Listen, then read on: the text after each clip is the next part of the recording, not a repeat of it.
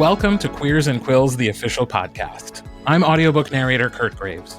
Every episode, I invite an attending author or narrator to join me for a one-on-one conversation about their lives and their art, so attendees and readers from across the world can get to know them not only as professionals, but as people.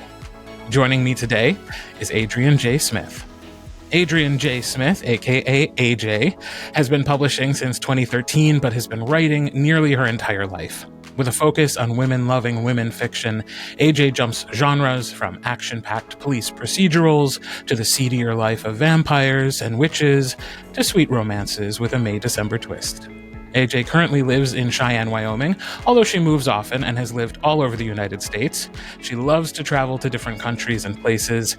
She currently plays the roles of author, wife, mother of 2 rambunctious kids, and occasional handywoman.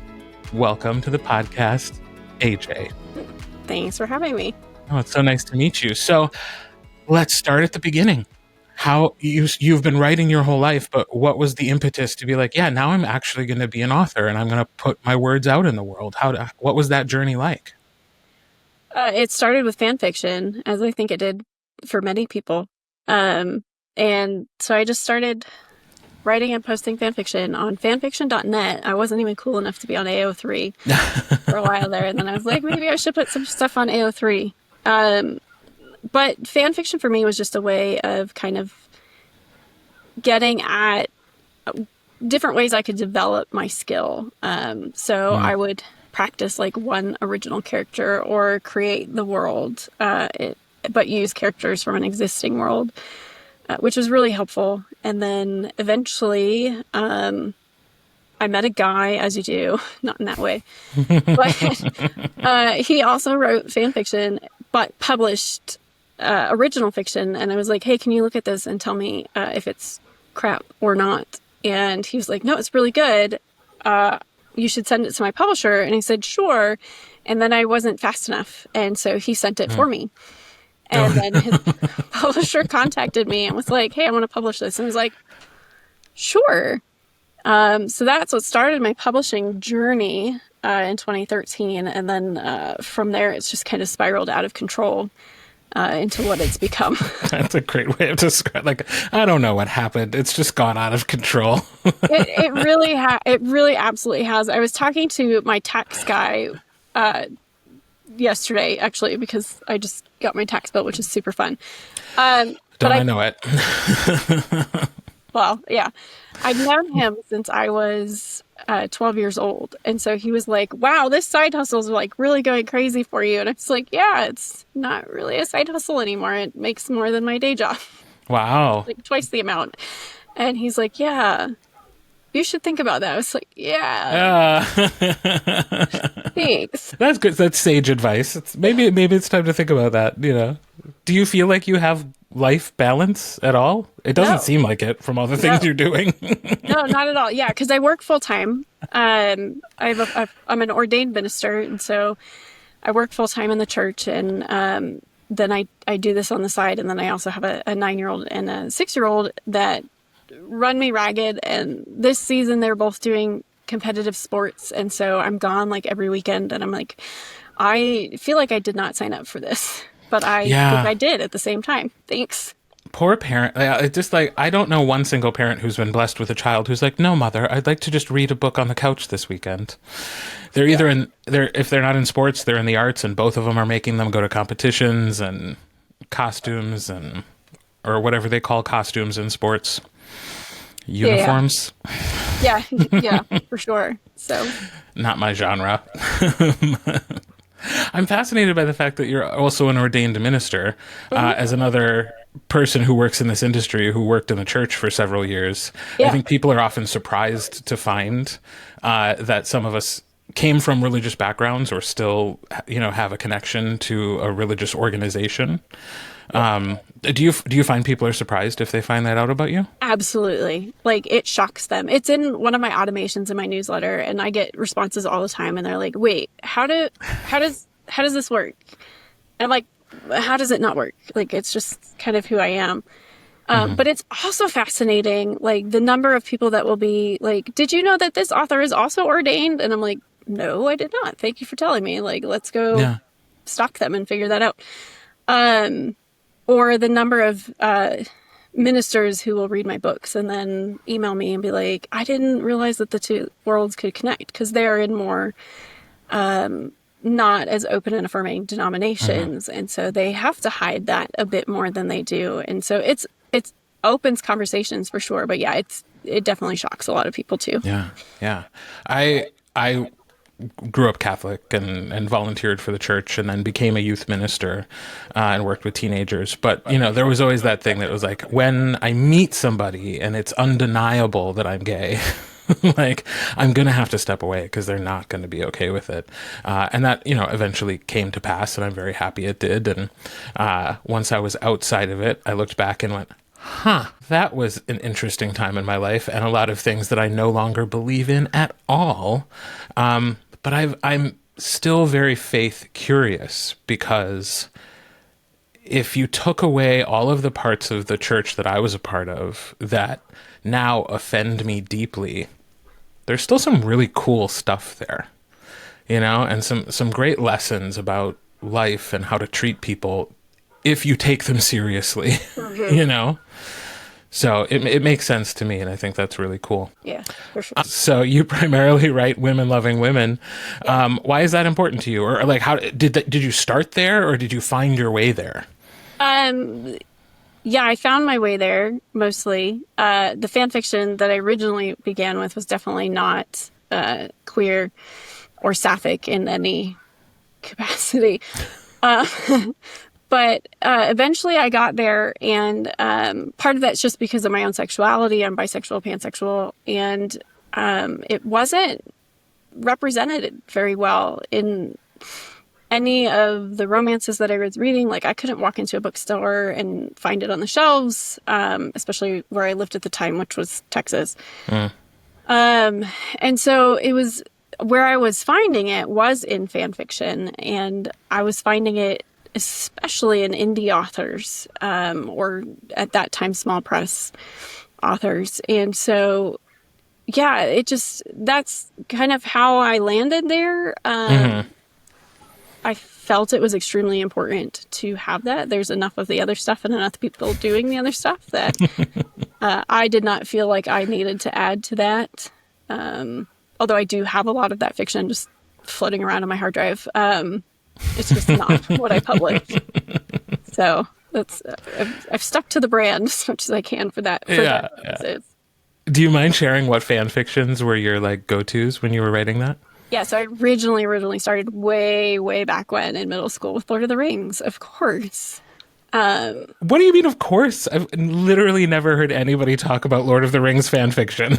Yeah, I wrote like it must have been like 500 pages, 200,000 words, something. It was gigantic. And we never finished it. Wow. Between me and my 3 friends. And we would just rotate it on a floppy drive, which I still have somewhere. Go from house to house and stick it into the desktop computer. And that's how we wrote Lord of the Rings fan fiction. Very heteronormative. There wasn't even any MM in there. No. Not even the hobbits? No, it was all about the elves. Oh, okay. Well, yeah. Fair enough. Yes. So, that's where it started. And then it moved primarily into Sanctuary. I don't know if you've ever seen that show, but Amanda Tapping is in it. And that's usually enough for the sapphic folk to say that, and they'll know. And then a little bit of Stargate and some Star Trek Voyager, but primarily Sanctuary and Lord of the Rings. Oh, Voyager was my Star Trek. That was... I think it's a one that just hit at exactly the right time as I was like entering young adulthood, and like that was the one I watched with my dad, and yeah, that was my jam. Those are some of the stories that inspired you. Have there been others that have really like been a source of influence or inspiration for you? There's been a couple. Most of them is fantasy, which is somewhat ironic because they don't really write a whole lot of fantasy anymore, although I love the genre. Yeah. So David B. Coe wrote a series that started with a book called The Rules of Ascension. And I was an extremely poor reader growing up. I'm still not a great reader. Like we're talking like flunking reading, being held back in reading, could really poor comprehension. And that book, which is like this thick, was one of the first ones that I kind of really made it through and that captured my attention and kept my attention. Just the way the world was built and the action and the plot and everything that was happening in it. And I'm sad to say I never actually made it through book 2, which I have admitted to him in an email. He's like, you should go back to it. I was like, I should. Yeah. Someday when you have time. Yeah, You know. I think to myself, maybe it's on audio. What did you say? Like 6 and 9? Your kids are? So like, Yeah. 12 years? Again, is it on audio? Yeah. So, yeah, that was one of the ones. And I ended up emailing him and just telling him how much I loved the book. And he was very sweet in writing back to me and encouraging me to continue to write, even though he'd never read anything. And very sweet. So Right. definitely that book for sure. Other than that, it's just random books here and there that I have fallen in love with. So if you love fantasy, what is it that's keeping you from writing more of it? Some of it is the market right now. Some of it is that I feel like I'm not very good at it. I'm really good. Interesting. Okay. Yeah. It's something that I need to work more at in terms of world building and creating the world. I'm very character focused, and in fantasy you tend to need to be a bit more world and plot focused. And it took me a really long time to admit that I care more about the characters than the plot. And that the characters are my plot. Sure. So that's a huge part of it. I do write it. I don't write it as often as I would like. Got it. I always think it's interesting to hear from creatives who, like, regardless of the industry, like, they really love one thing, but they work more in another area. And you used the word admit, but I think it's more like we discover the things that we are good at over time. And sometimes those things surprise us. So Yeah. I mean, it makes sense if you think about the fact that I'm in ministry, so I do a lot of psychology. I spend a lot of time kind of figuring out people's personalities and how they intersect with one another, and not only figuring that out, but then helping them navigate themselves and navigate their relationships. So it would make a lot of sense that I'm far more invested in the characters than the plot, which would make romance make a lot of sense. Right. Yeah. And it's not a flaw. It's just like the thing we find out we're good at. So if you had asked me when I first started narrating if I would like really enjoy nonfiction, I would have been like, yeah, I think I really would, because like I love journalism and politics, and I was a speech and debate coach where you write a lot of like oratory and like things that are very based in the real world. And then I did a couple of them and I was like, no, I don't like it. I was like, I prefer character-driven stories. I want to relate to the people and feel what they feel. And when that's not as prevalent, I'm like, no, I'm not as interested. I still love all those things outside of my job. I still like, I probably listen to more podcasts, like news and politics podcasts, than I do audiobooks.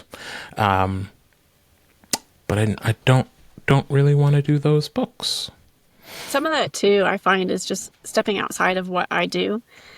So helping to turn off the working brain and focus on the I'm doing this for pleasure and fun side of my brain. When I'm going, oh, how do mermaids have sex? I'm not entirely sure about that. Let's figure that one out. Like, then I'm not focused on the plot of how's this romance going? Yeah. Is it following the beats?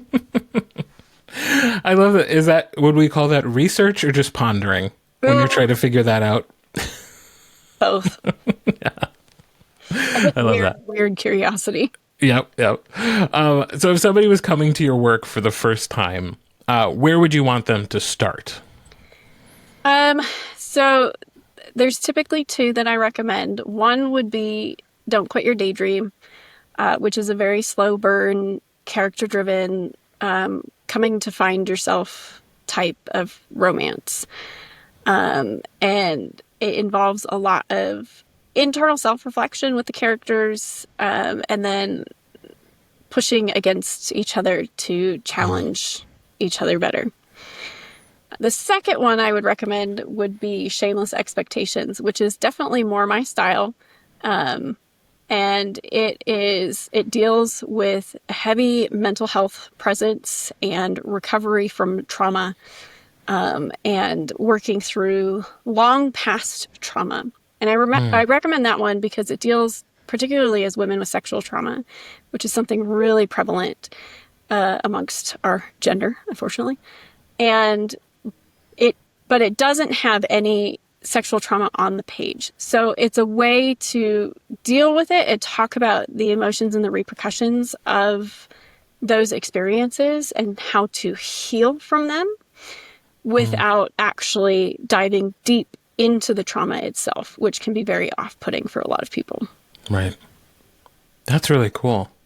And then, like, what are some of your most recent works if people were already a fan and they're just trying to catch up on what you've been doing lately? Yeah, I just released one a few days ago. Oh my gosh, congratulations. Thank By the you. time people hear this, it will have been long ago, but congratulations. Yeah, it's called Nanny in the Middle. And it's a why choose polycule romance about a nanny who nannies for three very different women. And so they share her as a nanny, and then they share her. And they share her. God bless. I love it. All right, AJ, you also agreed to play a game with me when you came on the show. Are you ready for that? Absolutely. All right. So the rules of our game are simple. I have a deck of cards, and on each card is a question. The questions aim to learn more about you. Some are biographical, some are hypothetical, some are silly. But I will not be picking which questions you're going to answer. Fate is going to do that for us. So I'm going to deal 3 cards every round. You choose 1 card. Whatever card gets picked, you're agreeing to answer that question with a couple of exceptions. So if a question comes along that you don't want to answer, you have 2 opportunities to switch things up. You can turn the tables on me one time, forcing me to answer the question, or you can also discard a personal question in favor of answering a more bookish question from the white deck, but then you have to answer whatever question gets dealt. Are you ready?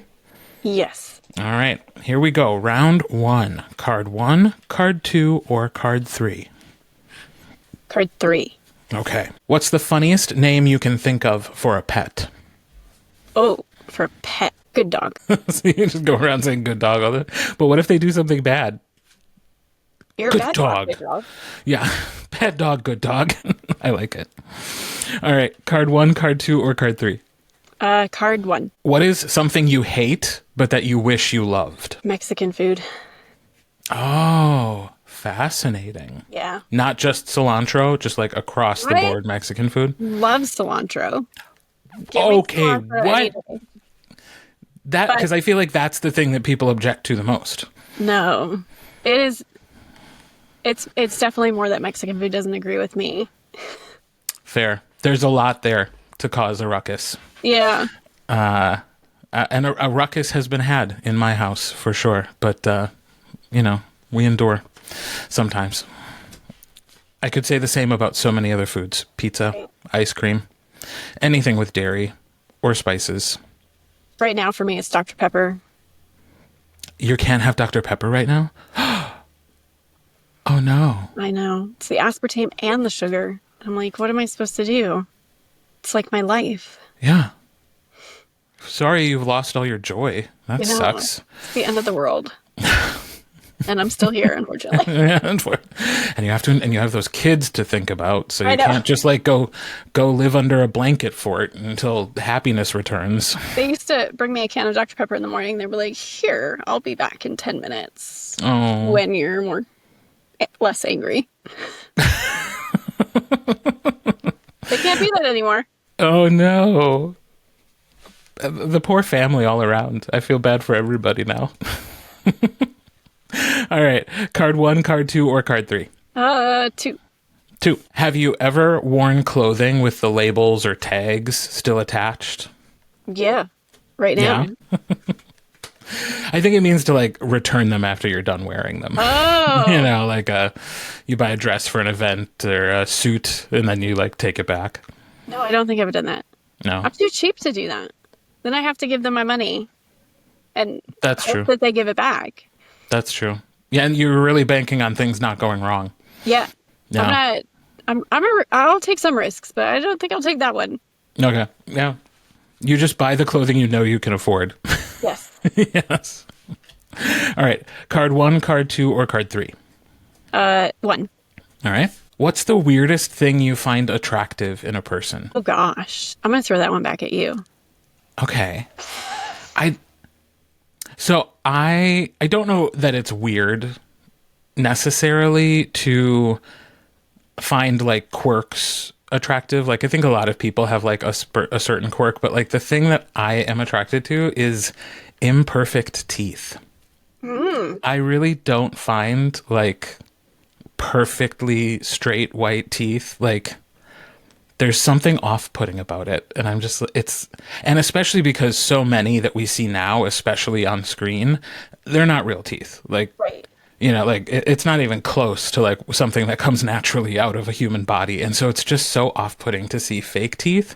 But even just like perfectly white straight teeth, I'm just like, I don't know. There's something I can't like. I would never be able to look past it. So I like imperfect teeth. Is it inauthentic? Yeah. Yeah. Even if that's just like naturally how they're born and they just happen to have perfect teeth, I'm like, I don't know. I need something to be wiggly or pokey or too long or gaps. I love a gap. So that is a weird thing that I find attractive in a person, I guess. All right. Card 1, card 2, or card 3? 3. What weird food combinations do you really enjoy? I used to really like ketchup and carrots. Okay, that's a new one. I've never heard that. You add a little salt on it, it's really good too. Well, I mean, yeah, it's all good things. Yeah. Yeah. And like it's a sweetness. So the salt makes sense because it's sort of like sweet on sweet. Yeah, And and add a it little brings salty. out the flavors even more. Yeah. And they Well, have, that's salt's like, job. Not cooked carrots. Like you don't mean Sure. like the mushy carrot. So would you get like baby carrots and dip them in ketchup? That's hilarious. Like nature's French fries. Mm-hmm. Except nature doesn't make baby carrots. We do that after the fact. Yeah. We won't talk about that. Yeah, we don't need sorry if I exposed that secret to people who truly believe the carrots come in that form in nature. They don't. They're just normal carrots that we cut into that shape, folks. Also, like it just wrings the flavor out of the carrot. Yeah. Too. I don't know if you've ever Well, had 'cause- a garden fresh carrot, but the Oh, yeah. taste is so different. Yeah.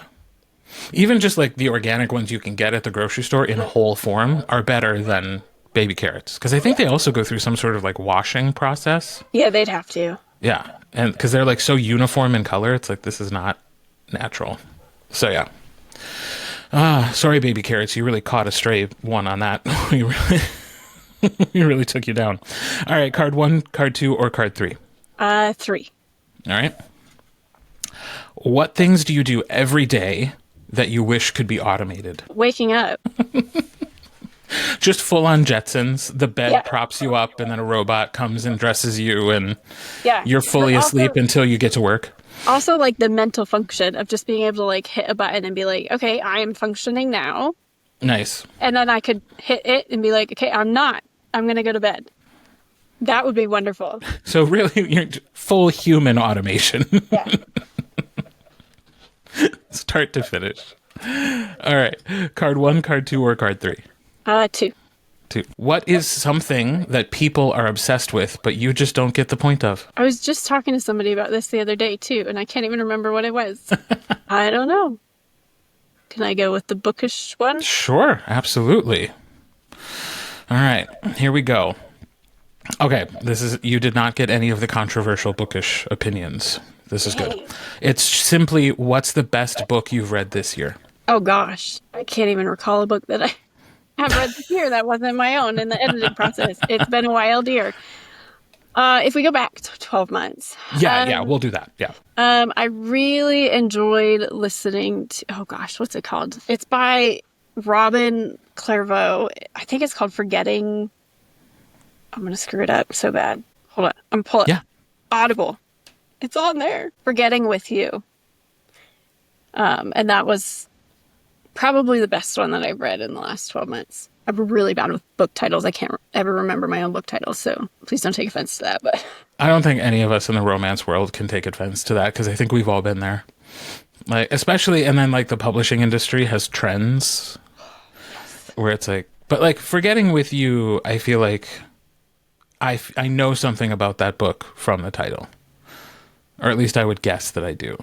yeah, I mean, it's a one night to forever. It's what we in the sapphic community call a toaster oven, which is like a self-realization of sexuality that comes from Ellen DeGeneres. There's a whole story behind it. Okay. When they finally admit that they're a lesbian, they get a toaster oven as a gift for joining. Oh, that makes sense. It comes from her show. So it's a bisexual awakening, one night to forever, and so it's a super fun book. And I have to say, through this podcast, I'm learning so many terms that are used in sapphic books that are not used in gay male romances. Yes, there's a whole vocabulary. There is, and I have been privy to it now for the first time. Yeah. So I just learned a new one: toaster oven. Yeah. That one took me a while. Like, I read it many times and I was like, what on earth is that? I do not. And yeah. You know, I'm not going to say the problem with it because I don't get to judge. But the thing that the way my mind immediately interpreted it is like, you talk about a bun in the oven. So I was like, is it having something to do with like some procreative story? Like, is it about pregnancy? Or like what is... a pregnant woman falls in love with a woman for the first time? Like, that's where my mind went, because oven is already used in another idiom. But now that you mentioned the Ellen DeGeneres thing, I'm like, I remember that special. Yes, of course. Right. That makes sense. But also, I think it's like of a certain generation. So it's the generation that built the sapphic book community. And I imagine that in the next 5 years, that term will probably not be so relevant, because we'll have the younger generation coming up and reading more books. Right. And we'll find out how problematic it was in the first place, and I'll have to stop, like, apologize for using it in the past, because I have to go change. Language is cyclical, and we find out the things we said before were wrong, and we admit that. Guilty. All right, I think we have time for a couple more. So, card 1, card 2, or card 3? Card 1. Card 1. What's the most awkward thing that happens to you on a regular basis? I am clumsy AF. Like, clumsy as AF, and this happened last night, so I will now share with you because it is highly amusing. Great. I received from a minister friend a giant bottle of vodka, which is my preferred drink, and I mean giant bottle of vodka. Magnum. Yes, for Christmas, and it does not fit on any of our shelves. So I had a pint glass and I was going to make myself a screwdriver, and I picked up the bottle of vodka and promptly dropped it on top of the pint glass, which then shattered all over the place, which is wonderful. And I wish I could... just the pint glass? Just the pint glass. Thank God. I mean, this is a, you'd have to do a lot of damage to break that vodka bottle. So my son comes running over. He has shoes because he's trying to leave. And he's like, I have shoes. I'll pick up the big chunks. I was like, all right. So he's picking up those. And then I smartly think, I'll just wipe off the shattered shards on the counter and it'll be fine with a napkin, which I did not cut the hand that I did that with, but I did cut the hand that it was all going into. Yeah. So yeah, it was a really wonderful night. And I really wish I could say that I had had alcohol prior to that, but I did not. That would have been my first. It was about to be your first screwdriver of the evening. Yes, it was. I feel, though, that like gravity was working against you, because it is a really, like, those are big and liquids are heavy. I think we forget that. Yeah, and to be fair, I hurt my wrist pretty bad last week, so that wasn't helping anything. Yes. But yeah, so many good excuses. So I'm clumsy, and so it leads to many, many awkward moments. I was going to say, I am totally with you on the dropping of the bottle. The pushing glass into your hand thing is where that's where I would be like, no, that one was you. That was your mistake. But the best part is that I cut it on my middle finger, so then I could just give everything. Oh, I'm sorry. Yeah, look at what happened to my finger. All right, last round. Card 1, card 2, or card 3? 3. If you had a personal mascot, what would it be? A sloth. They are gentle, beautiful creatures. They are. Unless you mess with their kids. Yes. And the exact opposite of the speed of which I feel I move. Yeah. So it's an aspirational mascot. Yeah. I love that.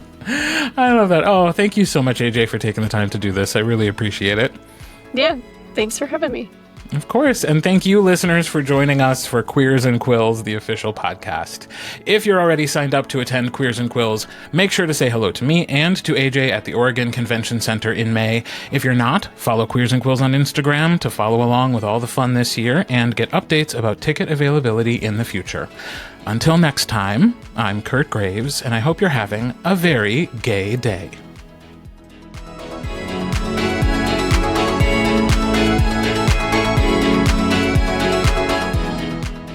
Queers and Quills, the official podcast, is produced and hosted by Kirt Graves, in coordination with Mahogany Mail and Marley Valentine. All copyrighted material is shared with permission.